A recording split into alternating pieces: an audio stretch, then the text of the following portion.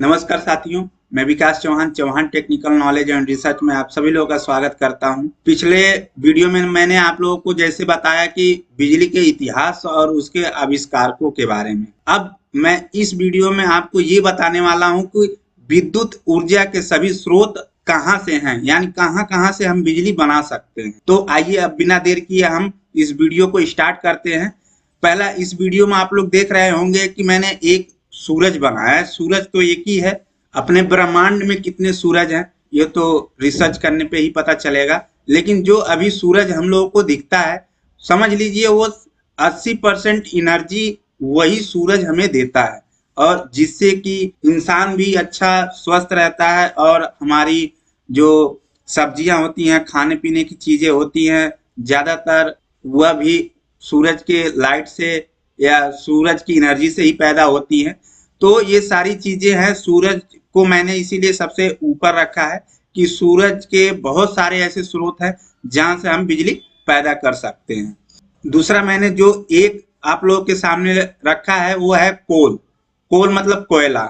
ये कोयला आप लोग जानते होंगे कि अभी जो भारत में बिजली बनती है, समझ लीजिए वो 50% कोयले से ही बनती है। तो कोयला भी आज के समय में हमारे लिए बहुत महत्वपूर्ण है। और ये समझ लीजिए इसको यूज करते करते हम इतना इसको यूज कर लिए हैं कि अब ये अपने समाप्ति पे आ गया है। इसीलिए हमें सोलर एनर्जी और बायोगैस, इन सब ग्रीन एनर्जी, इसीलिए आप लोग देखते होंगे कि आज हम लोग जो पूरे विश्व में सभी लोग इसी बात पे फोकस करते हैं कि हम रिन्यूएबल एनर्जी के ऊपर डिपेंड हुआ जाए या रिन्यूएबल एनर्जी की तरफ हम लोग बढ़ा जाए।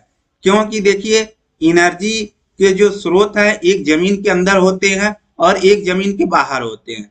तो जमीन के जो ऊपरी होते हैं वह रिन्यूएबल हो सकते हैं, लेकिन जो जमीन के अंदर दबे हुए हैं, जैसे फ्यूल हो गया, आपका गैस हो गया, कोल हो गया, ये सारी चीजें जो होती है, ये इसको जब जितना ज्यादा यूज करते रहते हैं वो इतना ज्यादा वहां से क्या होती है, कम होती रहती है।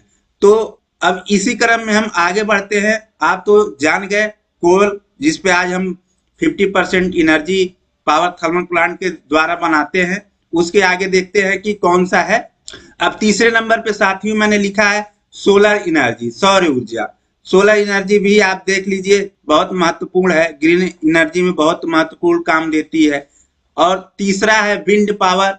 विंड पावर मतलब पवन ऊर्जा, पवन चक्की के थ्रू जो टरबाइन लगा के हम बिजली पैदा करते हैं वो है। अब चौथा जो आपका है हाइड्रो इलेक्ट्रिसिटी, जिसको हम हिंदी में पन बिजली भी बोलते हैं। यानी हाइड्रो इलेक्ट्रिसिटी जो हम एक डैम बना के पानी वहां से निकालते हैं और उसमें हम क्या करते हैं, एक टरबाइन लगा देते हैं जिससे हमारा अल्टरनेटर कनेक्ट रहता है और वह हमें बिजली पैदा करके देता है। और इसी क्रम में और आइए हम आगे बढ़ते हैं। अब यहाँ पे देख लीजिए आप, जो बायोमास है, बायोमास समझ लीजिए जमीन के ऊपरी हिस्से में पाया जाता है।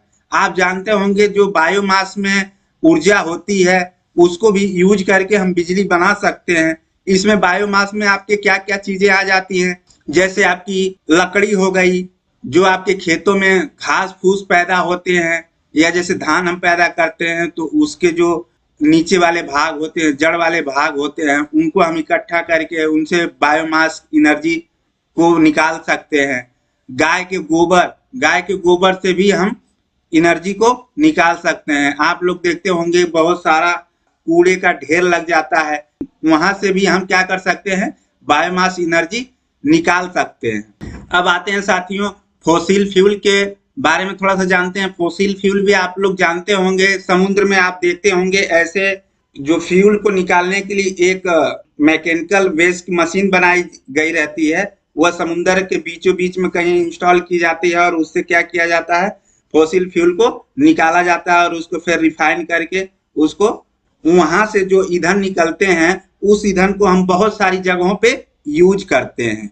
अब इसी क्रम में हम और आगे बढ़ते हैं, कहां से हम एनर्जी का स्रोत और बना सकते हैं, कहां से हम विद्युत और पैदा कर सकते हैं। तो ये है जियोथर्मल पावर। ये क्या होता है, भूतपी ऊर्जा होती है। भूतपी आप लोग जानते ही होंगे, ये जैसे कि आप जानते हैं कहीं कहीं ज्वालामुखी निकल जाती है या जमीन के नीचे बहुत सारी गर्मी ऐसी रहती है जिसका हम यूज करके उस एनर्जी को क्या कर सकते हैं, बिजली बनाने के काम में ले सकते हैं। और इसी क्रम में और आगे बढ़ते हैं। अब साथियों इस फिगर में भी देख रहे होंगे जिसमें मैंने लिखा है विंड टरबाइन, पवन चक्की। पवन चक्की कैसे काम करती है ये भी आप लोग जानते हैं भली बात। इसमें ऑलरेडी पहले टरबाइन लगा दिया जाता है और ये देखेंगे आप ओशियन मतलब समुद्र के बीचों बीच में या समुद्र के एक किनारे पे जहां से शहरी एरिया स्टार्ट होता है वहां के आसपास में इस विंड टरबाइन को इंस्टॉल किया जाता है और वहां से हम एनर्जी पैदा करके लाते हैं और उसको यूज करते हैं। अब आ जाते हैं, देख लेते हैं रिन्यूएबल एनर्जी, नवीकरणीय ऊर्जा। अब इसके बारे में जानते हैं। जो रिन्यूएबल एनर्जी होती है ये समझ लीजिए हमारे पर्यावरण को नुकसान उतना नहीं पहुंचाती है। इसको ग्रीन एनर्जी भी बोल सकते हैं। अगर जो हम इस पर निर्भर नहीं होंगे तो जो हम फ्यूल्स निकालते हैं या गैस का यूज करते हैं उससे कार्बन अपने पर्यावरण में फैलाते हैं जिससे हमारे पृथ्वी का टेम्परेचर बढ़ रहा है दिन पे दिन। और बहुत सारी कार्बन की वजह से बहुत सारी बीमारियां भी पैदा होती हैं जिसका परिणाम आप दिल्ली जैसे शहरों में देख भी सकते हैं। वहां ठंड का जैसे समय आता है या मौसम आता है वहां पे सांस लेना दुर्लभ हो जाता है। तो इन्हीं सब चीजों से बचने के लिए हमें रिन्यूएबल एनर्जी की तरफ बढ़ना चाहिए। आइए और देख लेते हैं विद्युत ऊर्जा के स्रोत कहाँ से हैं। अब आते हैं नेचुरल गैस यानी प्राकृतिक। अब ये इस गैस का भी यूज करके हम क्या कर सकते हैं, बिजली को बना सकते हैं। और इसी क्रम में और आगे आता है अपना न्यूक्लियर पावर प्लांट, परमाणु ऊर्जा प्लांट। ये क्या होता है, इससे भी साथियों हम बिजली बनाते हैं रिएक्ट करके। परमाणु न्यूक्लियस रिएक्ट करा के क्या करते हैं, हम एक एनर्जी तैयार करते हैं। उस टरबाइन से हम जनरेटर को कनेक्ट करते हैं और जनरेटर हमें बिजली बना के देता है। और इसी क्रम में और देखते हैं कि और कौन सा माध्यम है कहाँ से हम एनर्जी ले सकते हैं और अपने इलेक्ट्रिसिटी बनाने में यूज कर सकते हैं। अब आइए देख लेते हैं पेट्रोलियम। जैसे मैंने बताया आपको, जब इसको रिफाइन किया जाता है तो पहले आप कोल आता है जो सड़क वगैरह बनाने में काम आता है। फिर डीजल उसमें से आ जाता है, केरोसिन ऑयल आता है, नेफ्था तेल निकलता है जो हम अपने ट्रांसफार्मर वगैरह में यूज करते हैं। पेट्रोलियम निकलता है जो हम अपने कार में या मोटरसाइकिल में यूज करते हैं। पेट्रोलियम निकलता है ये भी हम यूज करते हैं। उसके बाद आता है गैस। गैस जो निकलता है वो सबसे अच्छा प्यूरिफायर करके निकाला जाता है और इससे भी हम अपने घर का क्या करते हैं, खाना वगैरह बनाते हैं। और ये भी इससे भी हम बिजली बना सकते हैं बॉयलर को हीट करके। ये भी समझ लीजिए एक एनर्जी का स्रोत है। अब आइए साथियों देखते हैं सोलर थर्मल एनर्जी, सौर तापीय ऊर्जा। सौर तापीय ऊर्जा क्या होता है, सौर तापीय ऊर्जा आप लोग जानते हैं कैसे काम करता है। जब हम लोग छोटे रहते थे के पास लेंस आता था जिसको हम सन के साइड में सन की तरफ ऐसे रख देते थे और उसके नीचे एक कागज का टुकड़ा रखते थे और उस कागज के टुकड़े में क्या लग जाता था, आग लग जाती थी। ये जो आपका सौर तापीय ऊर्जा है ये इसी बेस पे काम करता है। पूरी सन की एनर्जी लेके एक ही किसी चीज को हीट किया जाता है और उस जगह में जो पानी रहेगा या हीट उत्पन्न होगा उसको हम एनर्जी बनाने के काम में लेते हैं या बिजली बनाने के काम में लेते हैं। तो इस तरह से सौर तापीय ऊर्जा से भी हम बिजली बना सकते हैं। अब आते हैं तरंग शक्ति। तरंग शक्ति आप लोग जानते हैं समुद्र के साइड में एरिया है, ये समझ लीजिए जो वेव पावर प्लांट होता है ये वहां पे इंस्टॉल कर सकते हैं आप।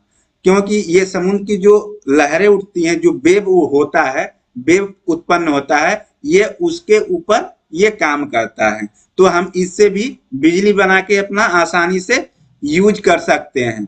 अब आइए इसी सेक्टर में और हम लोग आगे बढ़ते हैं। अब यहाँ पे आप लोग देख ही रहे हैं एनर्जी। एनर्जी तो आप जानते ही है, कोई भी एनर्जी हो अगर जो एनर्जी बन जाती है तो उस एनर्जी से हम छोटी मोटी एनर्जी एक और बना सकते हैं। जैसे कि अगर जो एक एनर्जी हमें कोई भी मिल गई, जैसे हीट की एनर्जी मिल गई, तो उस एनर्जी को हम किसी और एनर्जी में आसानी से कन्वर्ट कर सकते हैं। तो ये एनर्जी एक एनर्जी का खुद स्रोत है। उसके बाद आता है आपका फोटोवोल्टिक। फोटोवोल्टिक क्या होता है, ये आपके सोलर के पैनल, सोलर देखते ही होंगे, ये उस बेस पे काम करता है। जैसे सोलर में आप देखते ही होंगे, एक इलेक्ट्रॉन फ्लो करता है ऊपर से, यहाँ पे फिगर में आपको दिख रहा होगा, और एक प्लस रहता है आपका और एक माइनस रहता है।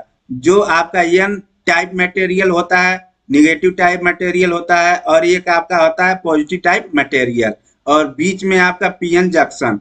ये आपका इस बेस पे इलेक्ट्रिसिटी पैदा करता है। ये सारे आपके वह एनर्जी हैं जिससे आप बिजली बना सकते हैं। अब इस टेबल के माध्यम से देखते हैं ट्रेडिशनल और नॉन कन्वेंशनल क्या चीज होता है। ट्रेडिशनल यानी परंपरागत, अब यहाँ पे देख सकते हैं कन्वेंशनल नॉन रिन्यूएबल एनर्जी, यानी वह ऊर्जा अधिकांश जीवाश्म ईंधन भूमि के भीतर पाए जाते हैं। कोयला, तेल, प्राकृतिक गैस इसके कई उदाहरण हैं। तो ये भी आपके क्या है, कन्वेंशनल नॉन रिन्यूएबल एनर्जी है। यानी इसको जब आप यूज करते जाएंगे तो इसकी जो कैपेसिटी है वह कम होती चली जाएगी, और एक दिन ऐसा आएगा इसके नीचे, जमीन के नीचे से सारे ईंधन खत्म हो जाएंगे, हमें फिर परेशानी का सामना करना पड़ेगा। और एक होता है साथियों कन्वेंशनल रिन्यूएबल एनर्जी। अब आइए साथियों देखते हैं कन्वेंशनल एनर्जी।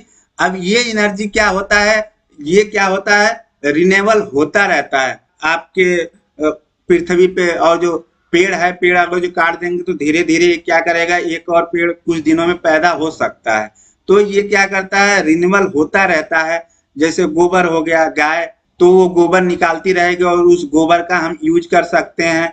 और जैसे लकड़ी हो गई, लकड़ी और अन्य वनस्पतियां हो गई, ये सारे क्या है, कन्वेंशनल रिन्यूएबल एनर्जी के उदाहरण हैं। तो ये आपके कन्वेंशनल नॉन रिन्यूएबल एनर्जी हो गया और कन्वेंशनल रिन्यूएबल एनर्जी हो गया। अब आते हैं हम लोग नॉन कन्वेंशनल एनर्जी के बारे में। इसमें साथियों आप देख सकते हैं, पहला आता है आपका सोलर एनर्जी, हाइड्रोलॉजिकल एनर्जी और wind energy, nuclear energy, hydrogen energy, geothermal energy, bio energy, traditional energy, biofuel. ये क्या है, गैर पारंपरिक हैं। और ये क्या चीजें हैं, इसको गैर पारंपरिक क्यों कहा जाता है, क्योंकि इसको मानव ने क्या किया है, अपने माइंड का यूज करके इसकी उत्पत्ति की है और यहाँ से एनर्जी ले सकता है। और ये एनर्जी ज्यादा पर्यावरण को नुकसान नहीं पहुंचाती है, इसीलिए हम इसको गैर पारंपरिक भी कह सकते हैं। अब साथियों आजकल ज्यादातर बिजली कैसे पैदा होती है ये भी हम जानते हैं। ज्यादातर जो बिजली पैदा होती है वो किससे होती है, पहले नंबर पे आता है थर्मल पावर प्लांट, उसके बाद परमाणु पावर प्लांट, उसके बाद जल विद्युत, उसके बाद आ जाता है नवीकरणीय ऊर्जा। तो यही जो मेन स्रोत हैं आपके जिससे ज्यादातर बिजली पैदा होती, वही ऐसे पावर प्लांट होते हैं जिनके माध्यम से हम बिजली अभी यूज भी करते हैं। तो ये हमें क्या करना होगा, थर्मल पावर प्लांट की कैपेसिटी थोड़ी सी कम करनी होगी, हमें ग्रीन एनर्जी की तरफ बढ़ना होगा, तभी हम ग्लोबल वार्मिंग जैसी समस्याओं से अपने आप को बचा सकते हैं। तो आइए आज का हमारा ये टॉपिक है वो समाप्त होता है, और मिलते हैं हम अगले वीडियो में जो इलेक्ट्रिकल से ही रिलेटेड रहेगा। इसी क्रम में मैं इलेक्ट्रिकल से रिलेटेड सारे कंटेंट आप लोगों के सामने ले आके रखने वाला हूं वीडियो के माध्यम से। और आप लोगों से एक ही उम्मीद करता हूं कि आप लोग मेरे चैनल को लाइक और सब्सक्राइब जरूर करेंगे और बेल आइकन दबाना बिल्कुल नहीं भूलेंगे। तब तक के लिए नमस्कार, जय हिंद।